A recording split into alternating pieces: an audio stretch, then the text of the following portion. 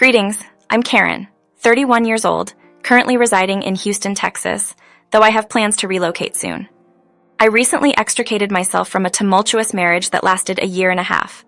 Thankfully, my father and the police played pivotal roles in helping me break free. I acknowledge that it was my own mistake to enter such a situation. Perhaps, had I been more discerning, I would have declined the ill-fated marriage proposal. Historically, I've always been a reserved and introverted individual, preferring the company of my computer over social interactions. The virtual world consumed much of my time, with sporadic visits to pubs for a drink being my only ventures into the outside world. Unfortunately, these outings often attracted the attention of strange individuals, leading me to adamantly reject their advances due to concerns about personal safety. Tragedy struck early in my life with the untimely death of my mother when I was 8, a result of an untreated heart condition. Raised by my father, a Marine since the age of 25, he frequently embarked on lengthy journeys through adventurous waters. Despite missing him during those absences, he maintained a connection through letters and occasional calls to my late mother. Upon my mother's demise, my father returned. Finding me distraught beside her casket, he consoled me, expressing astonishment at how much I had grown. Reassuringly, he assured me that everything would be okay now that he was back. Clutching his uniform, I continued to cry in his arms. That night, as I fell asleep, I witnessed him alone on the couch, consumed by sorrow, muttering to himself before burying his face in the cushion and shedding tears. A poignant moment, marking the second time. I witnessed his tears for the first time when I took a tumble from the slide and got hurt. Perhaps he harbored guilt for everything that had transpired. After a 3-month hiatus, he resumed work, leaving me in the care of my grandmother during his absences. He emphasized the importance of being kind to Linda, assuring me that she was there for me. "You'll be a good girl and help her out. I'll come back soon, my dove." Before departing, he entrusted Linda with teaching me to bake my favorite sweets and dishes, expressing eagerness to try them upon his return. Aware that he would be away for about 7 months, I received gifts and souvenirs from the places he visited. I predominantly stayed indoors, assisting Grandma with chores and avoiding interaction with other kids. As I matured, my dependence on the solace of my room grew. Eventually, my dad sent me back to our old home. Despite my reluctance to attend college and engage with people, the internet became my refuge. It provided a sense of confidence that the outside world couldn't match. Each online interaction carried its captivating narrative, offering both excitement and solace. Communicating with people whom I might never meet in person allowed me to share my thoughts, feelings, and interests without fear of judgment for my introverted nature. In this expansive web of connections, I discovered friends who truly understood me.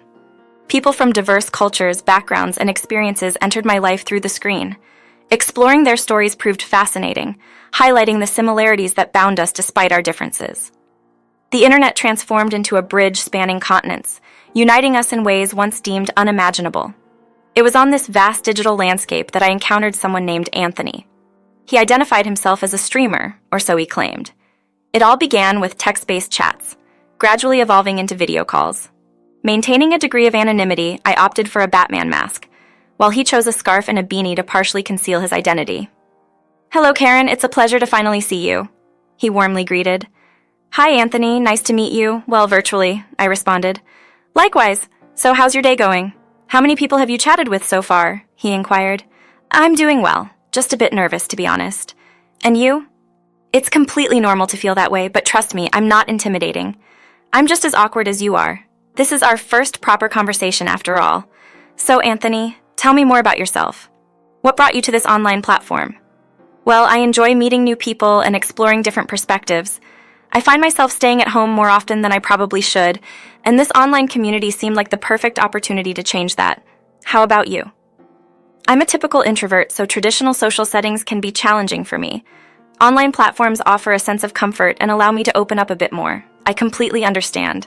Virtual connections can be surprisingly meaningful. I'm glad our paths crossed." Our dialogue progressed, exploring common interests and sharing anecdotes. As the conversation unfolded organically, my initial unease gradually dissipated. "You know, I never anticipated feeling so at ease talking to someone online. Thanks for making it effortless. It really makes a difference," I confessed. "The sentiment is reciprocal, Karen. You're an exceptional conversationalist, and I'm pleased we made a connection. If you ever want to chat again, just give me a shout. I'm usually online playing Mario. Oh, almost forgot, are you into gaming?" I'd be up for that, Anthony. By the way, no, I primarily blog and browse through Reddit. There's some incredible content to discover there. I find that I learn more from other people's stories than from real-life examples. True, our own lives can be a bit disheartening at times. It's captivating to delve into the lives of others. Look at me, he shared.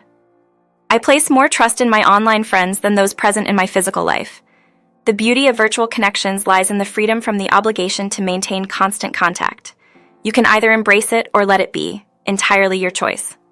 Throughout our ongoing conversation, Anthony and I have forged a genuine connection, overcoming the fact that we are virtual strangers. Our shared understanding and open-mindedness have fostered a sense of friendship that transcends the confines of the screen. Although the path ahead remains uncertain, one undeniable truth is that my online experiences have significantly shaped my identity. As I navigate through life, the lessons learned from my digital haven will forever be ingrained in who I am. Conversely, my father is an exceedingly cautious individual. If he were to discover that I am forming friendships with people I have never met, he would be infuriated. During his last visit, he took the opportunity to sit me down during dinner and deliver a lecture. "How are your studies, Dove?" he inquired. I informed him of my graduation, to which he responded, "Well, you wouldn't know. You didn't come." Remorseful, he explained his busyness, but I was unimpressed. He even apologized for missing my birthday, to which I retorted, "Stop calling me names, I'm no longer 8. Despite his concerns, he inquired about my future plans and encouraged me to consider working. When he discovered I lacked physical friends, he expressed disappointment, emphasizing the importance of socializing with the world. Frustrated, I confessed my struggle with socializing, prompting him to propose a solution. He suggested we go out for some shopping, just the two of us, in an attempt to bridge the gap between my online world and the physical one. I've been staying indoors a lot lately, unsure if I can or even want to go out. "Karen, you have to try. This isn't a healthy way of living," my father insisted. "Ever since Samantha died, you've become." "Why are you bringing Mom into this? What are you trying to suggest?" I interrupted, feeling defensive. "I'm not suggesting anything, honey. I'm just saying there are ways to move on from grievances. As much as we both love your mom, we must learn to move on." I felt a surge of anger and slammed the table, abruptly standing up. I didn't want to finish my food, so I took my plates to the sink. "Karen, don't give your father that attitude, please. I was trying to help you. Why don't you understand?" pleaded my father. "You don't know anything about me, so don't even try to," I snapped. Frustrated, I went online to find Anthony. Initially, he seemed like a nice person, understanding and willing to listen. I valued having someone to talk to, especially about the frustrations building up within me. As an introvert, I found solace in the familiarity of my home and the company of my computer screen. While others ventured into the world, I preferred the safety of my virtual haven, where I could be myself without the pressure of face-to-face interactions. Lately, my father has been pushing me to step out more, especially since I revealed that I spent most of my life online. I anticipated this reaction. He wouldn't understand. He believed that staying confined within my room would hinder my growth and personal development. He wanted me to experience life outside my comfort zone, and that thought terrified me. I confided in Anthony, venting my frustrations and seeking understanding. "Hey Karen, do you want to meet up? I mean, we're both introverts, so we can choose a quiet place with not many people. I know a place like that," Anthony suggested. "I don't know, it feels sudden. I need time to think," I responded. "Just wanted to tell you whatever was going on. No worries, I can wait. Whenever you feel like it, you can always drop by here. Take my address. You're always welcome." I couldn't help but wonder why Anthony was being so kind to me. "I may be a stranger, but I genuinely like you. It might sound unusual, but I'm serious. I want to get to know you better, and if you ever feel the same, you know where to find me." Stepping outside my comfort zone was a significant moment for me. My heart raced with a mix of excitement and nerves as I stood outside Anthony's home, finally ready to meet the person I had been conversing with online for the past month. Surprisingly, Anthony lived very close to me, just a 16-minute drive away. Taking a deep breath to gather my courage, I knocked on the weathered wooden door. It creaked open, revealing Anthony with a warm smile that instantly eased my apprehension. He was a charming young man, and while his home might not have been conventionally stylish at first glance, something was endearing about its authenticity and lived-in charm, making it feel welcoming. As I stepped inside, I couldn't help but notice small details that spoke volumes about Anthony's character. The well-loved classics on the bookshelves, the stack of board games, and his computer setup. "Welcome to my humble abode. Your gracious presence was much needed, my fair master, he said playfully, using some gaming language that I probably wouldn't understand. The cozy atmosphere intrigued me. This is quite a cozy place. Do you live alone? I asked. Nope, my fair princess. I live with my mom, she lives downstairs. I have the top floor all to myself. Come, I'll show you around, Anthony replied. We spent the day talking, laughing, and discovering even more about each other. Meeting in person added depth to our connection, and I developed a newfound appreciation for the person behind the screen. Anthony was just as kind and genuine as I had imagined, and his quirky sense of humor only made me like him more. As the sun dipped below the horizon, Anthony suggested we take a stroll outside, and I agreed without hesitation. Wandering through the nearby park, our conversation flowed effortlessly. My initial nervousness transformed into a feeling of comfort and ease. Being with him in person felt like an extension of our online chats, but with an added layer of intimacy that only face-to-face interactions could bring. Then, amidst our conversation, Anthony interjected. Wait, are you telling me you didn't celebrate your birthday? Yeah, I just wasn't in the mood, and besides, my dad was harsh. I didn't know how to face him after the argument we had. Oh, I'm so sorry that happened. I'm sure he'll come around. He's your father, after all. I made a mistake by placing too much trust in him. His words seemed sweet like honey, but I failed to realize I was merely a pawn in one of his games. As our dating journey began, he transformed into an excessively possessive and jealous partner. Insisting on constant phone or online communication, he would become angry if I tried to engage with anyone else. Despite the warning signs, I bought into his declarations of love and protection. Why did I believe him? As our relationship deepened, it became apparent that his mother disapproved of me. The realization that she held negative feelings towards someone she hadn't met in person was disheartening. Her disapproval weighed heavily on me, and I couldn't help but question why she couldn't see the genuine love and care we shared. Anthony's close bond with his mother was noticeable, and he often identified himself as a mama's boy. While I respected their relationship, it created a noticeable distance between us. I recognized the importance of family to him, but I couldn't shake the feeling of being an outsider navigating the complexities of his mother's disapproval. The most peculiar aspect was his mother secretly desiring our marriage. Knowing I had no one in the world, and with my father not staying with me, she may have viewed me as a convenient servant. Not every parent is perfect. Consider your dad, for instance. At least my mother cares about me. Anthony, when you talk like that, it genuinely hurts. Then understand that I'm the only one for you. Your dad doesn't love you. I do. Stop complaining so much about my life and try to find a middle ground. We ended up having a secret marriage. Anthony prevented me from inviting my father, claiming he would never approve of the wedding. He successfully manipulated me into thinking my dad didn't love me, and I silently entered into marriage. I recognized I had placed myself in perilous waters, attributing my actions to a weak character. Call me a feeble woman, but my personality was shaped by my surroundings, and I blamed myself for not making an effort. After a few months of marriage, I witnessed a side of his mother that I never anticipated, one filled with cruelty and malice. She seemed to derive pleasure from intentionally torturing me, making me question my worth and leaving me shattered and defeated. It all began with subtle comments and passive-aggressive remarks, gradually eroding my self-esteem. Initially, I tried to dismiss it, thinking her disapproval would fade over time. Unfortunately, it intensified into a full-blown campaign of emotional torment. What is this? Do you call this food? You expect my boy to eat this atrocity? Go make it again, stupid girl. Why is there so much dirt here? Are you blind? What a shabby girl. Get up, lazy girl. Take the trash out now. Henry, have your parents taught you nothing? Her words cut like a knife, leaving scars deep within my soul. She questioned every decision I made, belittled my achievements, and manipulated situations to make me feel unworthy of Anthony's love.